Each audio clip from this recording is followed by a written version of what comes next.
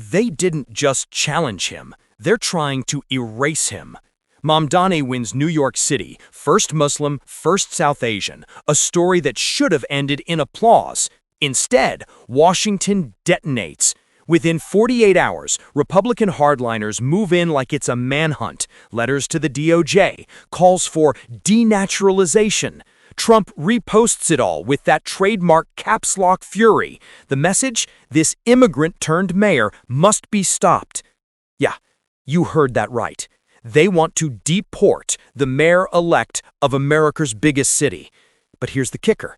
This isn't really about Mamdani's paperwork. It's about fear. Fear of a narrative they can't control, a symbol that terrifies the old guard. Because if someone like him can win New York, what's next? Texas? Florida? Their entire playbook collapses. Let's rewind. Election night. Zohran Mamdani storms to victory on a message of rent control, police reform, and breaking Wall Street's chokehold on City Hall. Progressives celebrate. Cable networks flash historic win. And somewhere in D.C., phones start buzzing. Andy Ogles, the Tennessee Republican famous for headline politics, drafts the first statement. Communist ties, terror sympathies, lied on naturalization. No proof, no data, just accusation as weapon. By sunrise, the stories everywhere. Fox, Newsmax, even mainstream outlets chasing the outrage. It echoes a familiar play. Obama's birtherism, Ilhan Omar's foreign agent smears. Different decade, same script. Take a brown progressive, question their Americanness, watch the base ignite. But this time, it hits deeper. Because Mamdani didn't just win a seat in Congress, he won the city that defines American power. Real estate, finance, media. If he can control that narrative, he threatens the GOP's core myth of who runs America. And that's why the machine switched from campaign mode to kill mode. The next 48 hours turn into political warfare. Ogles sends a formal letter to Attorney General Pam Bondi, Trump's new loyalist AG, demanding a review of Mamdani's citizenship file. Bondi's office doesn't dismiss it, they acknowledge receipt. That single phrase is enough to ignite cable news. Then Trump jumps in. Truth Social post, 3 a.m. Can't believe communist Mamdani running New York. Fraud must be investigated. America first. Suddenly, it's not a fringe story. It's a movement. Republican donors love it. Anti-immigrant rage is still a fundraising machine. Conservative influencers frame it as protecting national security. Left-wing activists call it a witch hunt. Hashtag hands-off Mamdani trends. Behind the screens, the strategy is brutal and calculated. Step 1, smear him. Step 2, force the DOJ to comment. Step 3, use that comment to claim suspicion. Step 4, bleed in politically before he takes office. Meanwhile, Mamdani stays quiet. No rage tweet, no press meltdown. He simply says, "My existence is not up for debate." That line hits like a mic drop, but also draws more fire. Hardliners frame his dignity as defiance. Commentators on the right whisper, "If he's innocent, why so calm?" Classic gaslight logic. Because rage is expected, dignity is dangerous. And as the story spreads, Republican operatives dig up old clips, Mamdani quoting Malcolm X, criticizing U.S. wars, challenging AIPAC. They cut those snippets into 30-second attack reels. Overnight, the mayor-elect becomes a national villain to millions who couldn't find Queens on a map. Here's where it gets ugly. Multiple staffers confirm that Republican lawyers are consulting former Trump justice officials about reviving Operation Janus, a denaturalization program from the 2010s used to strip citizenship from immigrants with paperwork errors. It was quietly retired. Now it's being dusted off for one man. That's the real story. This is no longer about fraud or truth.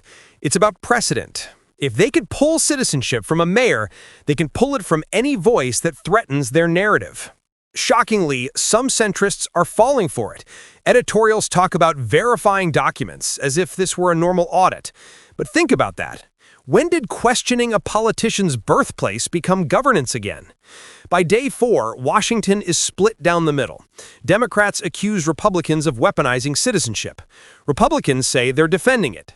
Cable panels turn into battlegrounds. Each soundbite is ammunition for fundraising emails.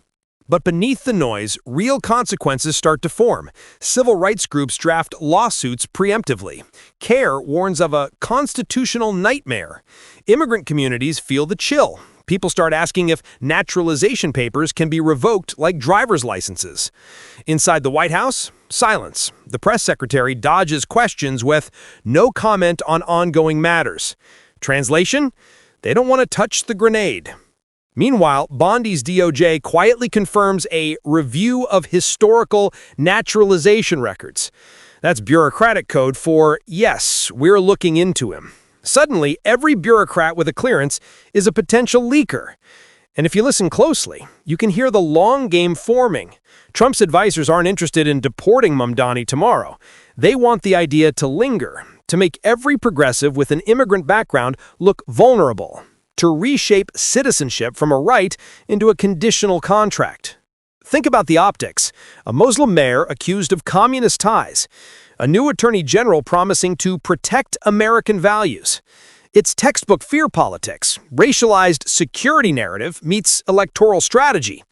And here's the twist no one's talking about. Fundraising emails from the GOP use Mamdani's name more than Trump's this week. That's how valuable he is to their machine. He's the villain they've been waiting for. Young, foreign-born, progressive, and untouchably calm. Journalists close to the Hill say the move is deliberate rehearsal for 2026 Senate races. If they can sell the idea that American citizenship is under threat from the left, they can justify whatever crackdowns come next. This isn't about one man's papers. It's about shifting the Overton window, moving the unthinkable back into discussion. Because once you normalize revoking citizenship for politics, you can justify anything. And while the country argues on X and TikTok, a real machine is moving quietly. Lawyers, committees, think tanks, all building the framework to make this look legal. Mamdani might still be mayor-elect today, but his victory is the opening scene of a constitutional crisis. But here's the part nobody's talking about. What happens if this actually goes forward? Here's where it gets real, because if this push actually gains traction, if the Department of Justice even hints that a naturalized citizen's political opinions can justify a review, we're in new territory. We're not talking about immigration law anymore. We're talking about conditional belonging. Think about that. Citizenship becomes a leash, not a right, and the people holding the leash get to decide who's American enough. That's not politics, that's authoritarianism wrapped in paperwork. And here's the kicker, this isn't some chaotic, spontaneous outrage. This looks coordinated. Ogles doesn't move without a media machine behind him.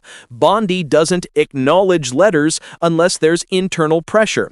And Trump, he's the amplifier. He doesn't need to prove Mamdani did anything wrong. He just needs to plant the question, did he? Because once the question exists, truth becomes irrelevant. Sound familiar? It's the same tactic used in 2015 when Trump demanded Obama's birth certificate. The point wasn't proof, it was doubt. Doubt is sticky. Doubt doesn't expire. And in the post-truth ecosystem, doubt is more powerful than evidence. This time, it's worse, because this isn't about where Mamdani was born, it's about what he believes. They're testing whether ideology can be treated like disloyalty. If he's left-wing, if he quotes Malcolm X, if he critiques Israel, suddenly that's grounds for suspicion. That's a chilling precedent. Turning political speech into citizenship liability. It's McCarthyism 2.0, but with algorithms instead of subpoenas. In the 1950s, they blacklisted Hollywood. In 2025, they blacklist your passport. And here's what makes it genius from the GOP's perspective. It plays to both their base and their brand. To the base, it's revenge. To the brand, it's deterrence. They're saying, quietly but clearly, run if you want, win if you dare, we can still erase you. This is power politics in its rawest form. And if you're wondering why Democrats aren't screaming louder, it's because they're afraid. Afraid of opening a citizenship debate they don't control, afraid of being painted as soft on national security, and, deep down, afraid of what this says about America itself. That citizenship isn't the finish line anymore, it's the starting line of permanent scrutiny. So what happens next? 3 possible paths, and none of them end quietly. Scenario 1. The DOJ opens an inquiry. Even a preliminary review would be catastrophic. Once that headline drops, Mamdani under federal investigation, the damage is done. He'd spend his first months in office defending his right to exist, not governing. Republicans would win without ever proving a thing. Scenario 2. Democrats fight back hard. This would mean Senate hearings, constitutional lawyers on prime time, lawsuits citing the 14th Amendment. It'd be messy, noisy, and politically risky, but it might reframe the narrative. Turn Mamdani from target to symbol. A living reminder of how fragile democracy becomes when citizenship is politicized. The question is, do Democrats have the stomach for that fight? Silence wins. The DOJ drags its feet, the news cycle moves on, and Mamdani's legitimacy rots in the background. No resolution, no accountability, just permanent suspicion. And that's the most dangerous outcome of all, because silence normalizes the idea that some Americans can be questioned forever. And once that idea settles, it spreads.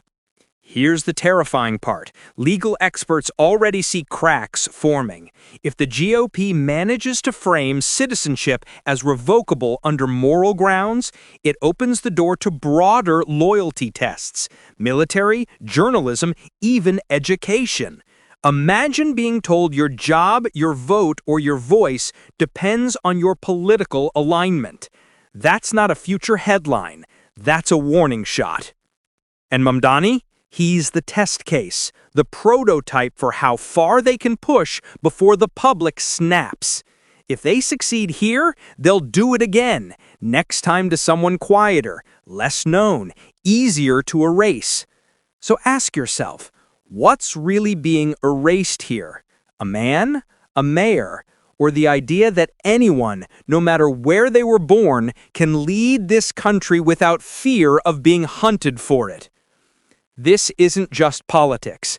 This is identity warfare, and it's happening in real time, under the banner of patriotism. If you think this ends with one man in New York, you're not paying attention, because the playbook they're using on Mamdani, they can use on anyone. Question the papers, question the loyalty, question the right to belong. And here's the truth Washington doesn't want you to hear. They don't actually fear Mamdani the politician. They fear Mamdani the symbol, the living proof that the system can still be cracked open from the inside. Yeah, they can smear him, they can audit him, they can try to erase him, but they can't unwrite what already happened. A city voted for change. And no investigation can deport that. Like, share, subscribe, because trust me, this story is just beginning.